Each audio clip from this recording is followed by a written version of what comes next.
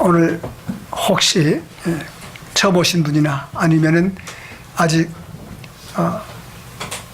예수님과 함께 죽고 묻히고 부활한 것을 예수님과 함께 더불어서 2000년 전에 이미 예수님과 함께 죽고 함께 묻혔고 이미 부활한 사실을 아직까지 발견하지 못했거나 그런 경험이 없거나 그런 확신이 없거나 혹은 그런 분들이 계시면 제가 짧은 시간에 여러분에게 그런 분들을 위해서 한 말씀 먼저 드리고 오늘 준비된 말씀 하다가 안 되면 또 오후로 넘어가겠습니다.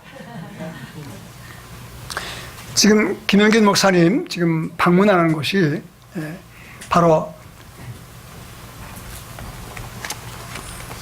이 성경과 같은 성경을 독일말로 번역한 마틴 루터의 그 번역 그 현장을 방문하기 위해서 가셨습니다.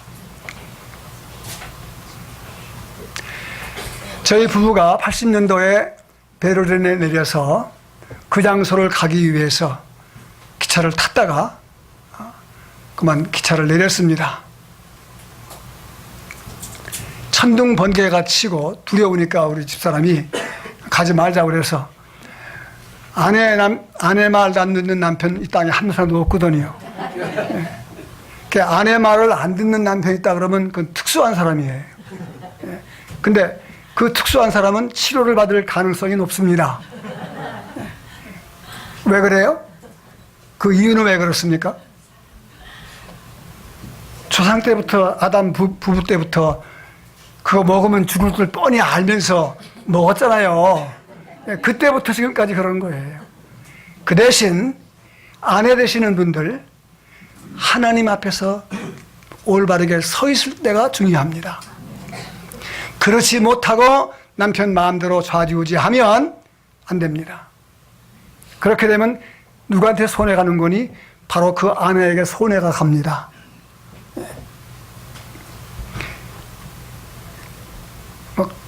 급한 일이 아니면 오후 참석하세요. 참석하시면 아마 이 문제 해결할 날이 올 겁니다.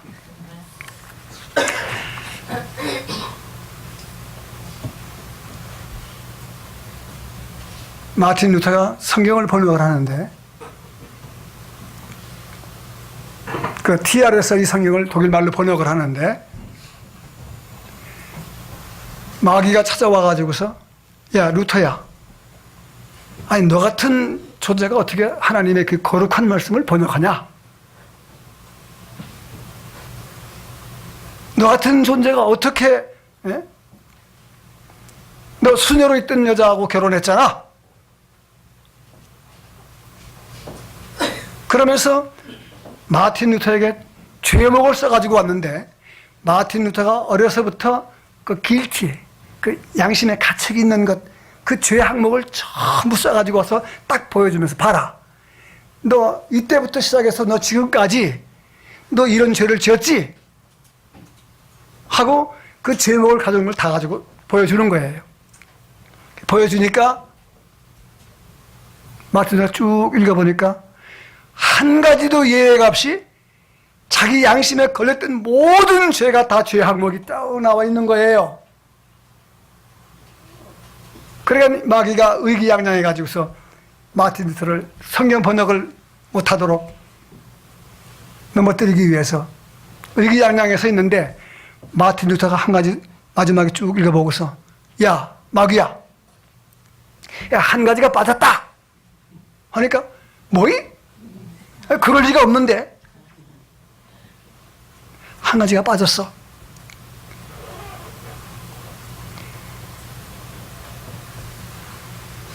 거기다가 우리 주 예수 그리스도의 거룩한 보혈의 피로 이 모든 내 죄가 다 사함받았느니라.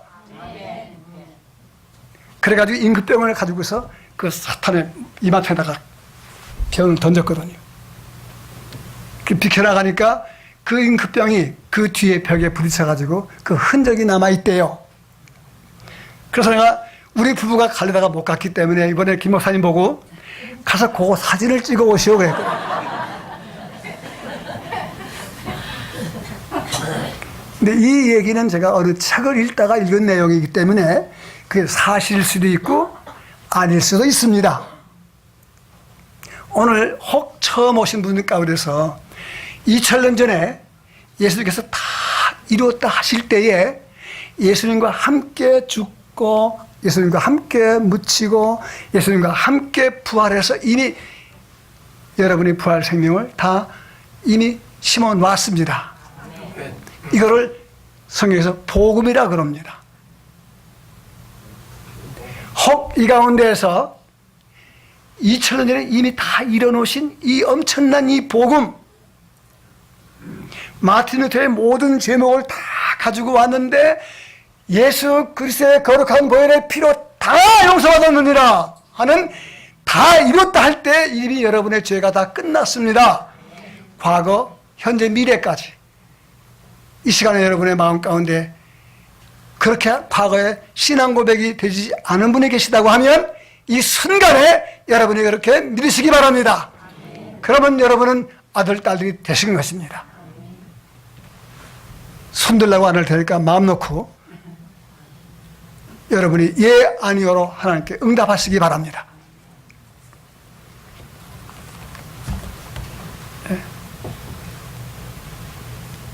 제가 이 훈련을 지금 하고 있습니다. 합동 측 장로교에서 오신 분이 이 성령 눈을 뜨고 얼마나 어려움을 당하는지 말도 못하는데 그 두 부부하고 고려파 장로교에서 이 성령 눈을 뜨고 돌아오신 목사님 두 부부하고 한 분은 우리가 분당까지 가서 한 분은 저 남양주 거기서 우리 머물고 있는 집에까지 와서 지금 이 훈련을 지금 하고 있습니다.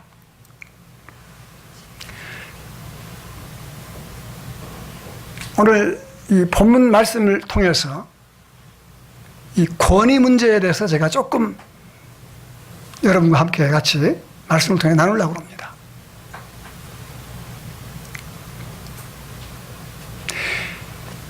저희가 미국에서 저녁 먹고 나면 곧 소화되는 시간이 꼭 8시 해서 그 드라마가 나오는 한국 드라마가 보여지는 게 있는데 그 드라마를 볼 때마다 그 잠자기 전에 제가 잠자는 정시 갖고 9시거든요. 그러니까 그거 밥 먹고 나서 소화되는 시간에 잠깐 그 조각 시간 이용해서 우리 부부가 보는데 그 드라마를 보면서 제가 느끼는 게 뭔 거니? 이젠 대한민국이 쌍놈 나라로 변해가는구나 하는 걸 내가 느낍니다. 엄마 그랬어? 뭐라고 하면 응. 근데 그런 것이 그냥 그 드라마 하나에만 나오는 게 아니고 이 한국 사회 와서 제가 다녀보고 옆에서 지나가는 걸 얘기 들어보면 그 일반화가 되는 것 같아요.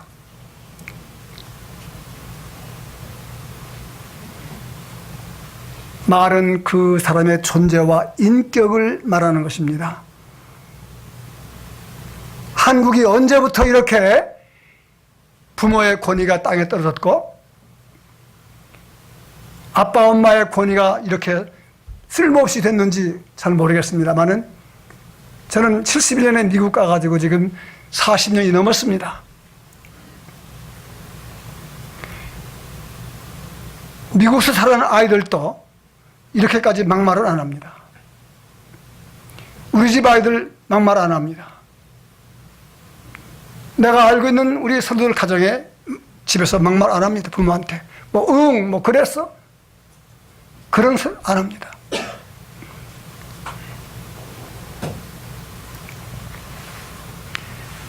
에덴 동산의 범죄의 원인 가운데 하나가 하나님의 절대 권위보다는 마귀의 말에 권위를 부여한 사건이 에덴 동산에서 범죄가 이루어지기 시작합니다. 하나님 뭐라고 말씀하세요? 선과 악의 지식의 나무에서 나오는 것을 먹는 그날에는 너는 그다음엔 여러분이 이해해야죠. 크게요. 더 크게요. 제가 앞에를 하면 여러분 뒤를 턱 이을 줄 알아야 돼요. 그래야 여러분이 하나님의 말씀 주거니 받거니 하잖아요. 그런데 사탄이 와가지고서 단어 하나를 갖다 속 집어넣었어요. 영어로는 not. 갖다가 단어 하나 싹 집어넣는데 하나님의 말씀보다는 사탄이 집어넣은 not라는 단어, 아니요, 아니라는 것, 이 단어 하나를 집어넣는데 하나님 말씀보다 더 많이 마귀의 말을 믿은 거예요. 이게 에덴 동산의 범죄의 원인 가운데 하나입니다. 하나님의 말씀을 넣고 빼고 뒤틀기 시작하면서 에덴 동산에 이 엄청난 범죄가 이루어집니다. 말은 그 사람의 인격과 전 존재를 대변하는 겁니다. 말하는 거 보면 그 사람의 됨됨이를 알고, 말하는 거 보면 그게 성도들의 영적 수준을 알 수 있습니다.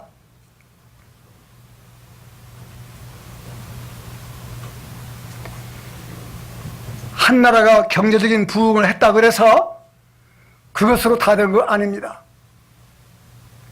나는 조국을 위해서 아침마다 기도하는 사람입니다. 언제부터? 1954년 5월 24일 새벽부터. 어떤 기도? 대한민국에 의해서 통일되는 이 통일을 위해서 기도하는 겁니다.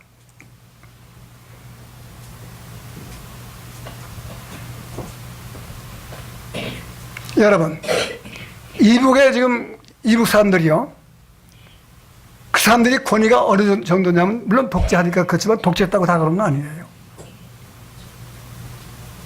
제가 강원도 정선 그 열왕이라는 데서 목회를 했거든요. 그때 울진 삼척에 공비가 나왔어요. 공비가. 그래가지고 바로 그 삼척 그 울진 삼척에 있는 공비가 북상을 하기 위해서 꼭 가는 길이 그 저희 교회 바로 예배당 뒤라고요. 그 연대장이 내 서재에서 연대본부를 설치해놓고 그리고 지휘를 했습니다. 그 어느 대위가 와가지고 보고를 하는데 연대장이 그 곰비가 죽었는데 손들을 다 쥐고 죽었습니다. 그래서 이상해서 손을 펴봤더니 김일성 어록이 다 손에 있었습니다. 근데 그 어록 내용이 뭔가 하면 김일성의 어록을 손에 쥐고 나가면 총알도 비켜간다는 말을 믿은 사람들이에요.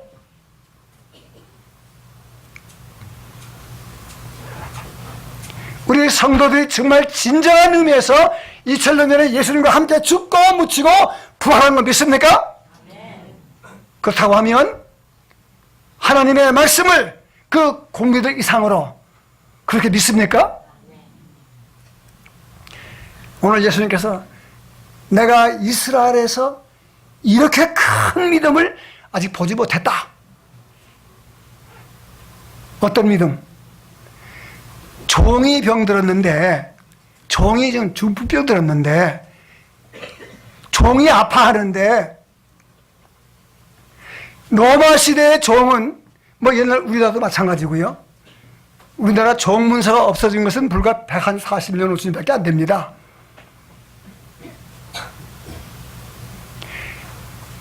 그 당시 종은요, 주인이 죽여도 법에 안 걸리고, 때려도 법에 안 걸리고, 그 사람이 아니에요. 그건 인격이 아니에요. 하나의 물건이에요. 하나의 짐승이에요.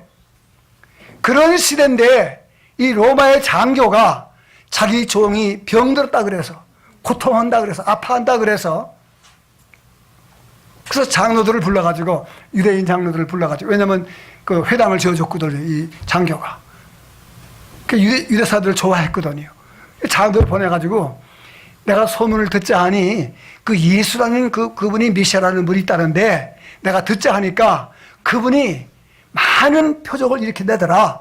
그러니 당신들 좀 가가지고 좀 그 예수를 좀 오게 하십시오 하니까 그 유대 장로들이 갔어요. 가가지고 예수님께 자 이러이러하니 좀 와주십시오. 그럼 가마. 내가 가서 고쳐줄게. 그래서 지금 가까이 쭉 왔는데 이 백부장이 가만히 생각을 해보니까 아니 이분을 내가 우리 집까지 오시라고 내가 해? 이건 아니다 말이에요. 그래서 다시 또 친구들을 보냅니다. 또 보내가지고서 예수님 제발 내 집에 지붕까지는 오시지 마십시오. 도저히 나는 당신을 모실 자격이 없습니다. 가치가 없습니다. 내 존재가 당신을 우리까지 모실 만한 그런 존재가 아닙니다.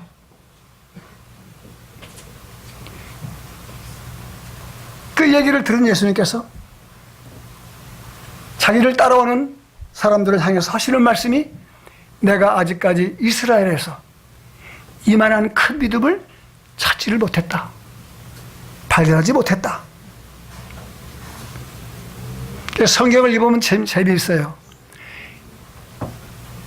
마태복음 15장에 보면 한 여인이 마귀 들린 딸을 고쳐달라고 와서 사정을 합니다. 예수님께서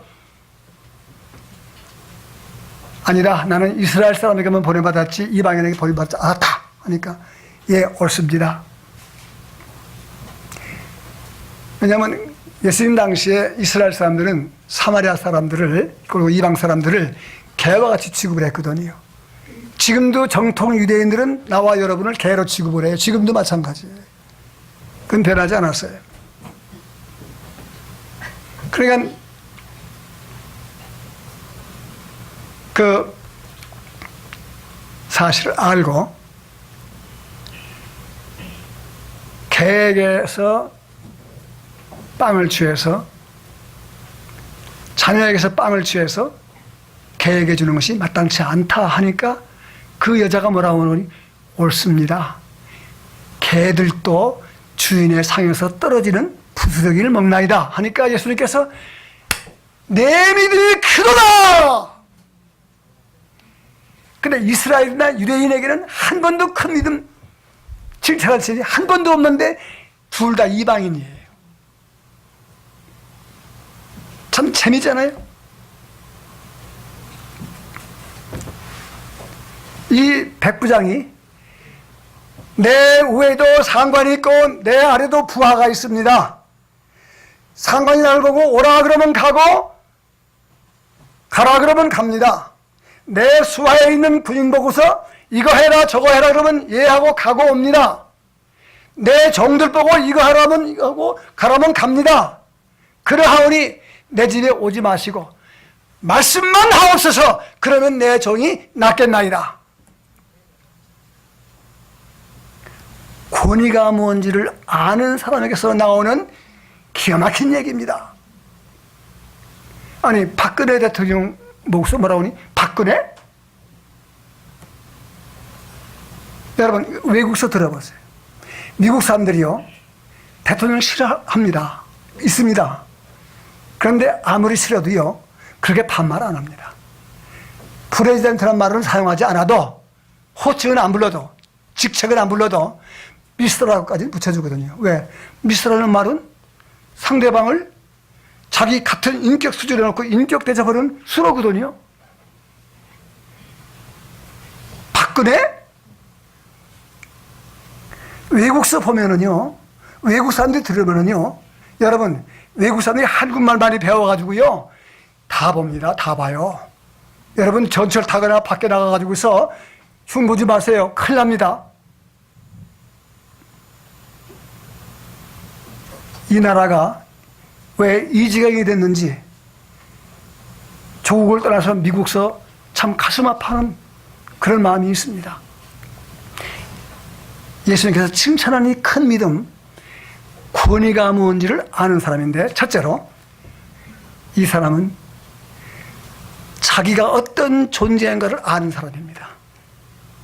여러분 예수님과 함께 죽고 묻히고 부활했으면 내 정체가 어떤 정체인가를 정면하게 볼 수 있는 사람이 바로 예수님과 함께 죽고 묻히고 부활할 사람입니다. 하나 예를 들어볼게요. 사도 바울 예수 믿는 사람들 다 잡았고 다 죽이고 하는데 협조한 사람이잖아요. 근데 다메섹 도상에 또 잡았다가 옥에 집어넣기 위해서 가다가 예수님을 만났습니다. 만나고 났더니 그래요. 정 180도로 달라지기 시작하죠. 그렇죠?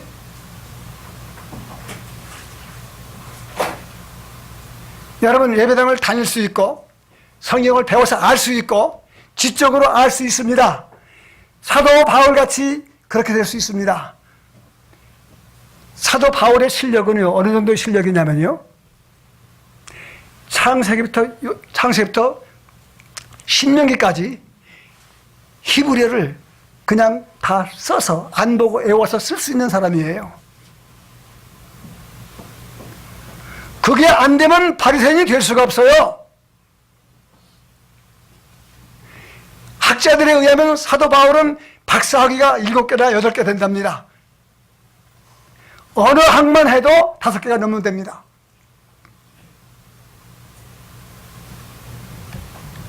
지식은 성경 지식도 마찬가지입니다. 많이 배워서 아는 거 좋습니다. 그러나 그 말씀이 성령님에 의해서 적용되지 않는 말씀은 사람들을, 성도들을 찌르고 죽이고 비판하고 칼로 도려내고 교회에서 문제가 될 수 있습니다. 그래요, 안 그래요? 근데 왜 아멘이 안 나와? 그렇게 하면서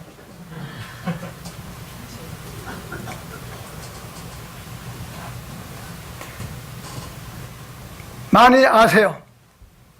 근데 그 아는 것이 내 삶의 변화가 가져오고 그 말씀의 권능이 내 생각을 뒤집어 놓고 그 살아있는 말씀이 나를 도려내서 철거 처리하고 그렇게 되지 아니하는 사람이 성경 지식 가지고 있으면 새신자가 들어오면 가서 또 꼭 찌르고, 그리고 항상 하나님 앞에 나 자신을 놓는 게 아니라 자꾸 누구하고 나를 비교해. 지식 자랑하고. 여기 로마 백부장 정도의 실력이 되려고 그러면요,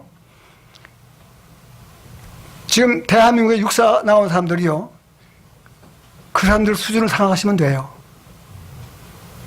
이거 아무나 되는 게 아니에요.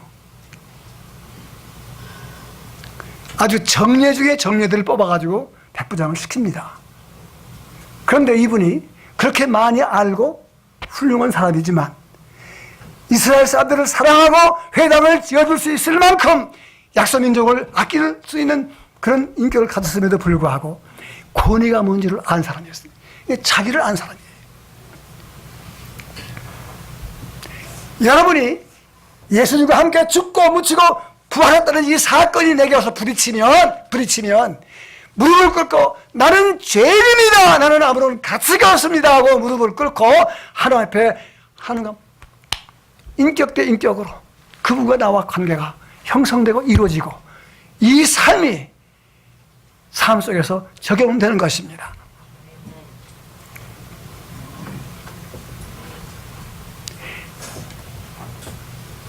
여기 주보를 보니까 김영균 형제님이 독일을 갔다 그러는데 내가 김영균 형제님이 또 한 분 있나 하고 내가 생각을 한번 해봤거든요. 네. 목사님 이런 프린트물에 나갈 때는 형제라는 말 사용하지 마세요.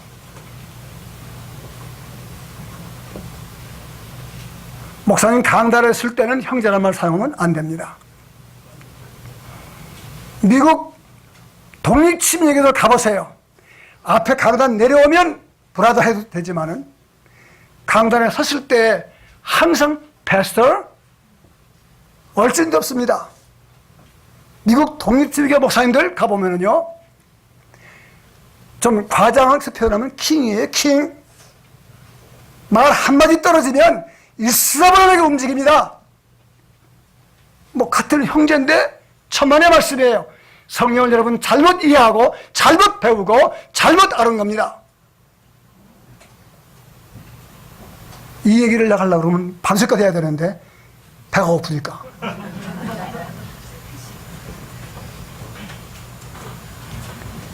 밥 먹고 갈 사람이 있을 것 같아서 내가 몇 마디만 더 할게요.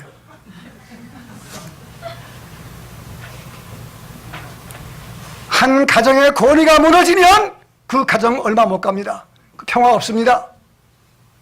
한 나라의 대통령이나 한 정부가 권위를 상실하면 백성은 우왕좌왕합니다.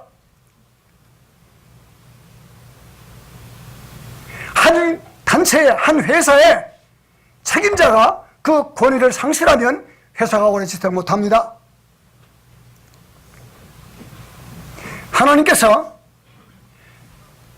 맨 먼저 권위를 부여한 것이 가정입니다. 창세기 2장에서 맨 먼저 남자와 여자와 결혼해서 한 가정을 이루도록 하나님이 줄여 쓰시고 아담 두 부부가 결혼식을 마치고 남편의 권위를 하나님께서 직접 받았습니다. 자, 마태복음 와서 19장에 예수님께서 뭐라고 말씀하세요?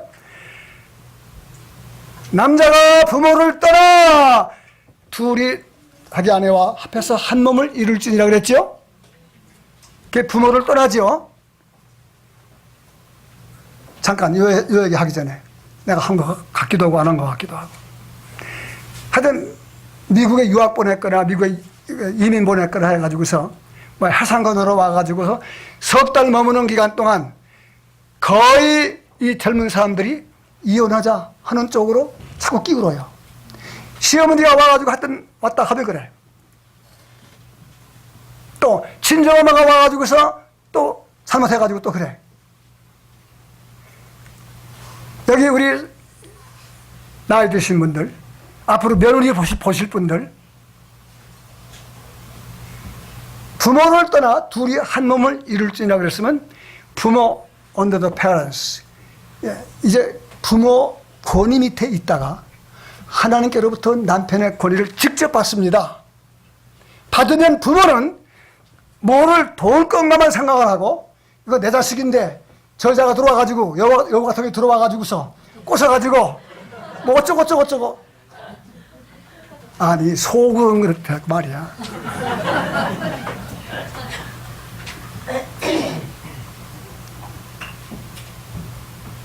며느리가 마음에 안 들면 그거 끌어다가 좀 옷 좀 좋은 거 좀 옷을 좀 입히고, 좀 몸이 좀 감기 들었다 그러면 좀 맛있는 거 갖다가 주면서 얼마나 아프냐 그러고, 조금만 좀 문제가 있다 그러면 가서 내가 뭘 도와줄 거야. 아, 그래야지 되지.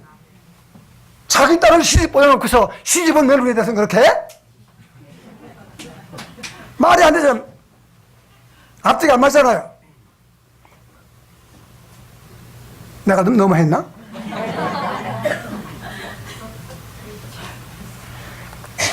부모 밑에 있다가 일단 결혼하고 나면 남편으로서의 권위가 하나님께서 직접 주어집니다. 하나님께서 부여한 권위는 어떤 사람도 침해할 수가 없습니다. 부모라 하더라도 불가능합니다. Impossible. No way. 근데 왜 아멘이 안 나와? 침범은 안 돼요. 침범하면 나중에 이혼했다 그러면 누가 책임질 거예요? 누구 책임이에요? 부모 책임이 물을 것도 없어요. 신랑 될 사람들 여기 보니까 청년들 많은데, 시집가고 장가가지고 아이들 보통 3, 4, 5까지 나요. 우리 이 성경 바르게 믿고 바르게 신앙 사람들 아들, 딸 많이 낳아야 돼요. 그 이유가 있어요. 나를 자주 불러야 내가 재밌는 얘기 많이 할 텐데, 어쨌든 일단 부모를 떠났으면 남편 되는 사람들이 하나님 앞에서 자기 아내에 대한 책임을 져야 돼요. 부모로부터 간섭 들어올 때 막을 줄 알아야 되고, 가문으로부터 들어오는 모든 것을 다 막을 줄 알아야 돼요. 그거 막아낼 자신이 없으면 결혼하지 말아요. 아내 하나 위해서 생명 내놓을 수 있는 가구가 안 되는 사람 결혼하지 마세요. 이게 성경이 가르칠 진리예요. 또 아멘은 안 해. 제 얘기가 아니에요.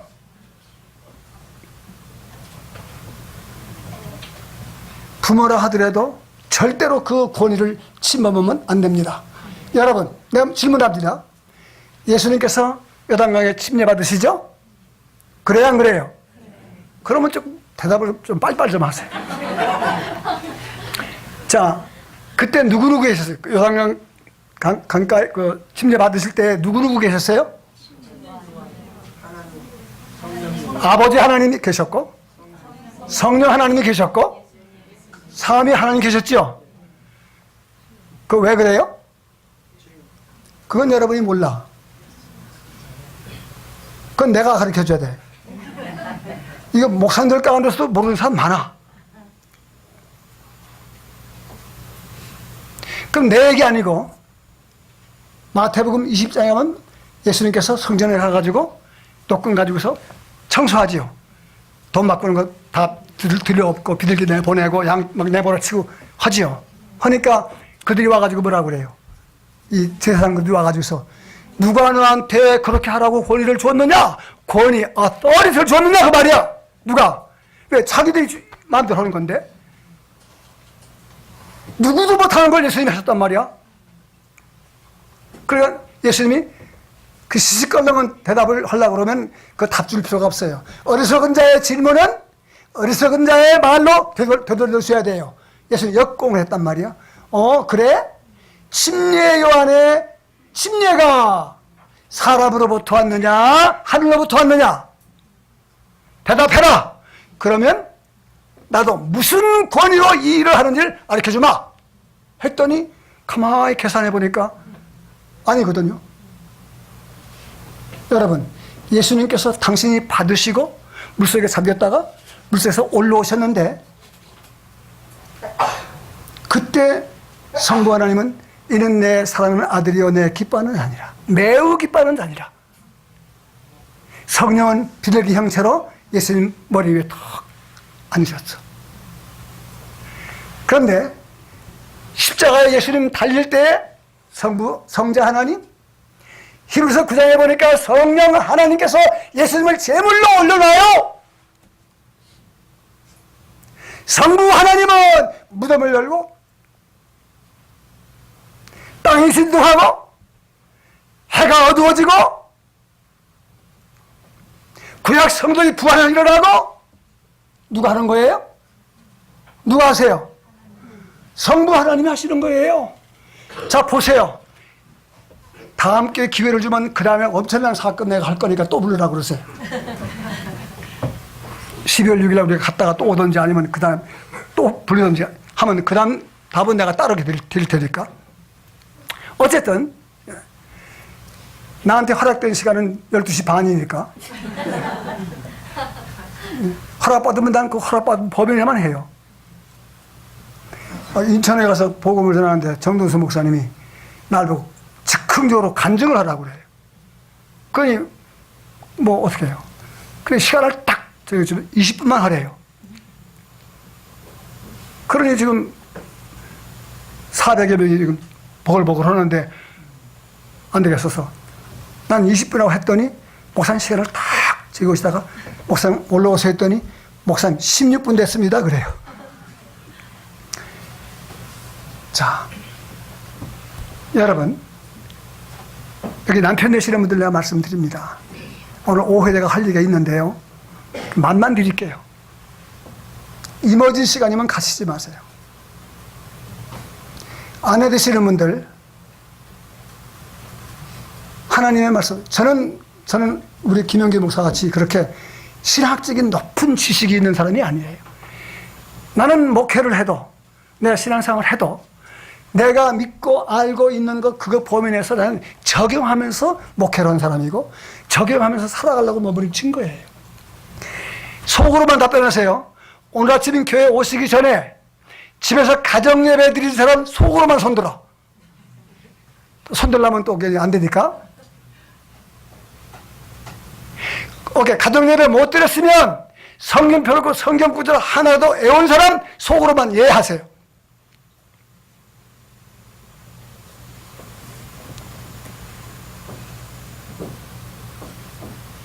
가정예배를 통해서 거기서 하나님의 말씀이 적용되고 그 가정예배를 통해서 자녀 교육이 이루어지고 가정예배를 통해서 아버지 어머니의 권위가 세워지고 이 가정 예배를 통해서 내 이웃과의 관계가 어떻게 관계를 맺는지를 한 다음에 그 다음에 그거를 가지고 하나님 일주일 이렇게 살았습니다 하고 여기 모이는 거예요. 믿습니까? 이거는 이루어지지 않냐고 여기 모이는 거예요. 자, 여쭤봅니다. 가정 예배가 쉬워요? 여기 나와서 예배 드리는 게 쉬워요? 요걸 손들어 봐야 돼. 손들어 봐요. 어느 게 쉬워요?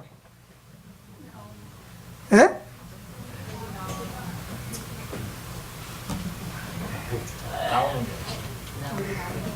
여기 와서 길어야 오전 오후 몇 시간 예배 드리는 것이 훨씬 쉽고요. 가정 예배 드리는 것은 여기 와서 예배 드리는 것보다 100배가 어렵습니다. 이거 아멘 하는 사람은 이게 무슨 소리인지 아는 거예요. 왜? 해보니까 마음대로 안 되거든요. 그럼 그 이유를 내가 설명할게요. 나중에 오후에. 이유가 있어요. 이유. 저라고 해서 오로벨 되는 거 아니에요, 여러분. 저도 여러분과 똑같아요. 아프면 약 먹고 병원에 가고 똑같아요. 그런데 오늘 제가 여러분과 더불어서 지금 이 권위 문제에 대해서 말씀드릴 이유가 있습니다. 여러분, 자, 자녀분이 계시나요? 예. 만약에 자녀분이 회사 회장쯤 되셨다고 그래요. 가정을 해보십시다. 자, 그러면 여럿이 모여 있는 데서 아들아, 아무거나 그렇게 말합니까? 안 하지요. 뭐라고 말씀하세요? 회장님, 회장 그러면 안 돼요. 아들이라도 회장님 짝을 붙여야 돼요. 맞습니까? 안 맞습니까? 맞지요? 자, 우리 조선 왕조 시대에 어린 임금들 많았었죠. 그 어린 임금에게 반말 합될까? 안 하지요. 드라마 보면서 그거를 알면서 아니에요. 여러분, 세계를 여행하는데 자꾸 뭐 산내 가고 무슨 경치 구경 그거 봐요. 거기서 거기에요. 기왕에 돈 들여 갈 바에는 박물관도 좀 가보고 그들의 매너가 어떤지. 아까 잠깐 차 한잔 나누는데 일본 사람들의 그 매너를 잠깐 설명하는데 내가 알아요. 제가 일본 지금 지금 일본의 왕 아버지 히로히토를 내가 10살 때 내가 암살하려고 한 사람이잖아요. 그러니까 여러분, 일본 사람들이요, 임진왜란을 다녀가고 그 다음에 스파이를 보내고 다녀가면서 다 해가지고 보니까 비교가 되질 않아요. 자기들의 문화 수준, 문명 수준하고 비교가 되질 않아요. 그러니까 이건 그냥 쉽게 그냥 집어삼킬 수 있는 거예요. 지금도 저들의 수준은 일본 사람들 자기들 스스로가 우리는 세계 1등 국민의 수준이라고 자부하는데 사실이에요. 우리 민족이 그 수준에 가려고 하면 앞으로 30년, 40년 가도 따라가기 힘들어요. 지금부터 노력을 하고 수고해도 거기까지 못 가요. 그게 하루아침에 된 게 아니에요.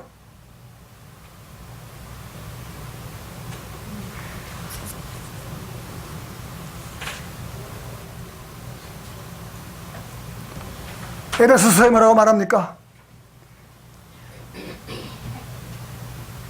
남편과 아내를 통해서 누가 누구의 머리라고 했습니까? 누가 누구의 머리라고 했어요? 남자는 여자의 머리는 아내의 머리라고 했죠. 그건 순종하고 복종해야 돼요? 안 해야 돼요? 근데 했어요? 안 했어요?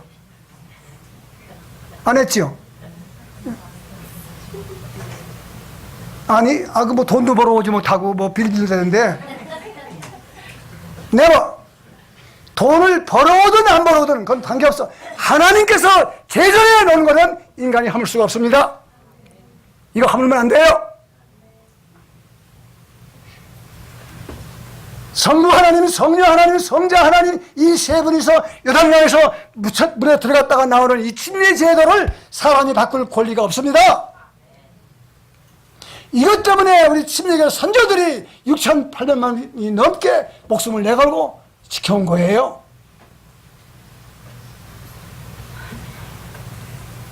여러분 이렇게 편안하게 이렇게 좋은 환경 속에서 이 예배 드리는데요. 여러분이 이 축복은요, 앞서간 6,800만 명이 넘는 침례교 선조들이 피 흘리고 죽어서 이 성경이 유일하게 우리 선조들의, 침례교 선조들의 피가 묻은 성경, 올리 이 성경뿐입니다. 이 지구상에서 성도들, 침례교 성도의 피 묻은 성경은 오직 킹제임스 성경뿐입니다. 이 엄청난 축복을 여러분이 받으셨는데, 이 침례제도 하나님께서 제도를 만들어 놨기 때문에 사람이 손내면 안 됩니다.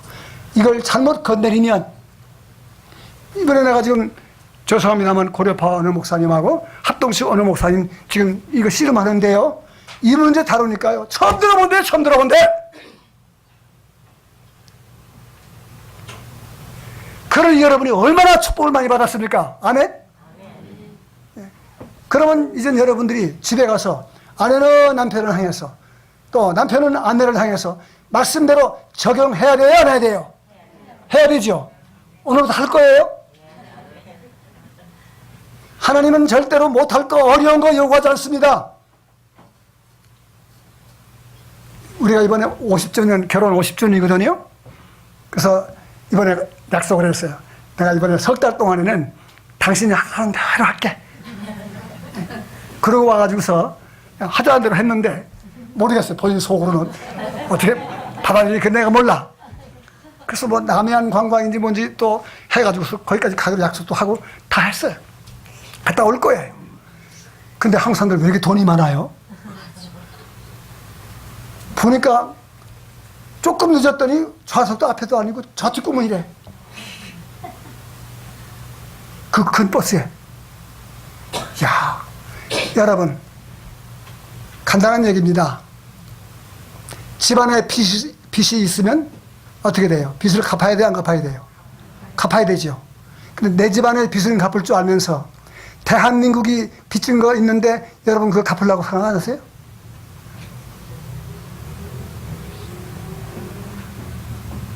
하나님께서 권위를 부여한 것이 가정, 두 번째가 교회, 세 번째가 정부예요.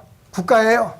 이 세 개는 하나님이 제정해 놨기 때문에 여러분은 이 권위 앞에 무릎 꿇을 줄 알고 복종할 줄 알고 순종할 줄 아는 것이 1등 성도들의 해야 할 자세입니다. 믿습니까? 세금 정직하게 내세요. 우리는 지금 우리 두뇌가 미국에 지금 극빈자에게 주는 거, 우리 두뇌 타면은요, 한 달에 얼마를 타는 거니? 약 1,600에서 1,700불 타요. 거기다가 뭐 먹을 거 뭐 이런 거 뭐 하다 보면 뭐 살아가는 데는 전혀 문제가 없어요. 그런데 내가 이 복음 사업 한다고 그래가지고서 자꾸 뭘 이렇게 보내오는 분들이 계세요. 그걸 다 보고를 하는 거예요. 보고를 하니까 여기 지금 세크레터리, 평생 세크레터리 우리 아내인데, CPA가 회계사가 본 거니, 아이고 그런 건 다 보고 안 해도, 오히려 그분들이 얘기를 해.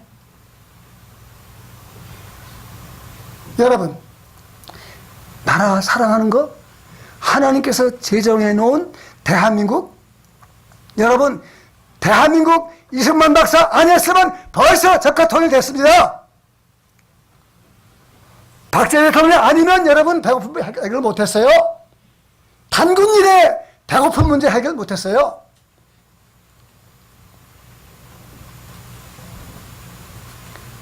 이승만 박사가 왜 그러면 하야시킨 줄 아세요?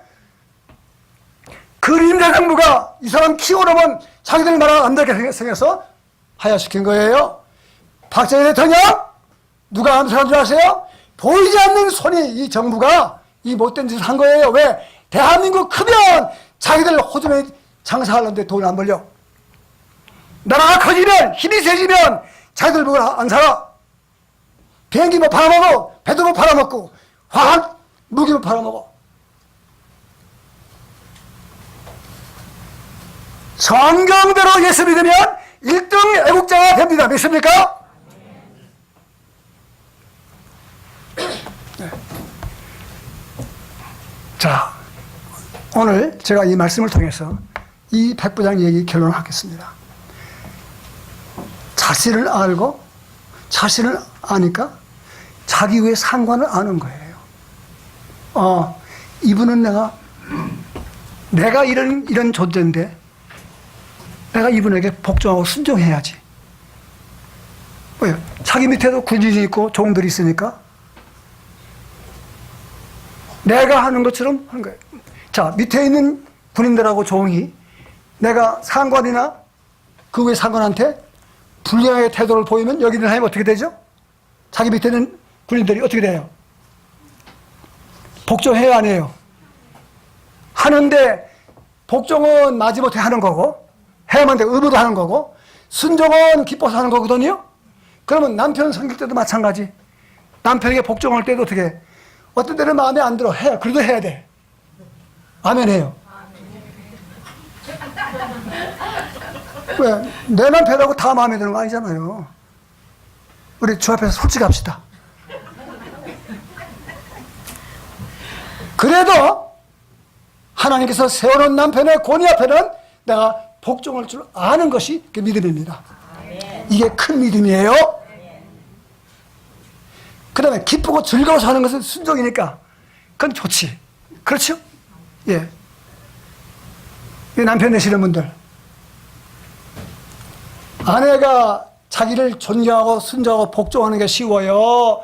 남편이 아내를 위해서 무엇을 하는 게 쉬워요? 어느 게 쉬워요? 답 좀 해봐요, 남편들. 어느 게 쉬워요?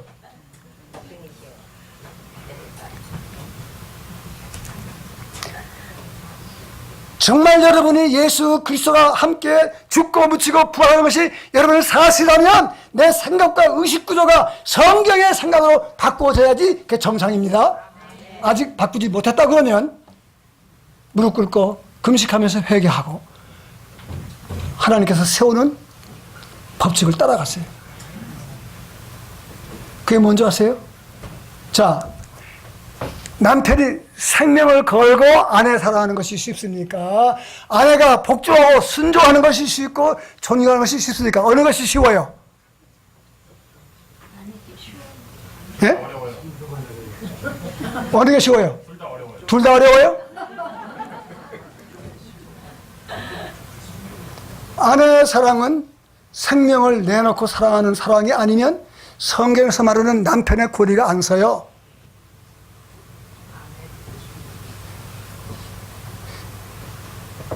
그런 남편을 아내가 아는데 복종하고 순종 안 할 수 있습니까? 그렇잖아요? 아내를 사랑하되 생명을 내놓고 사랑하는 남편인데 어떻게 남편을 존경 안 하고 순종하고 복종을 왜 안 해요? 그 권위의 자리를 지키는 것은 그렇게 쉬운 자리가 아닙니다. 대가를 지불해야만 그 권위가 유지되고 대가를 지불해야만 그 권위가 서는 것이고 대가를 지불해야만 정말 하나님의 명령대로 아내를 사랑하는 것이 되는 것입니다. 아내들 부탁합니다. 앞으로 시집가고 장가갈 사람들, 신랑 될 사람들, 아내 될 사람들, 성경 말씀대로 여러분의 마음과 생각을 주 앞에 내놓고 성경의 기준에다가 딱 고정을 시켜놓고 거기다 맞추시기 바랍니다. 네, 올라오시죠.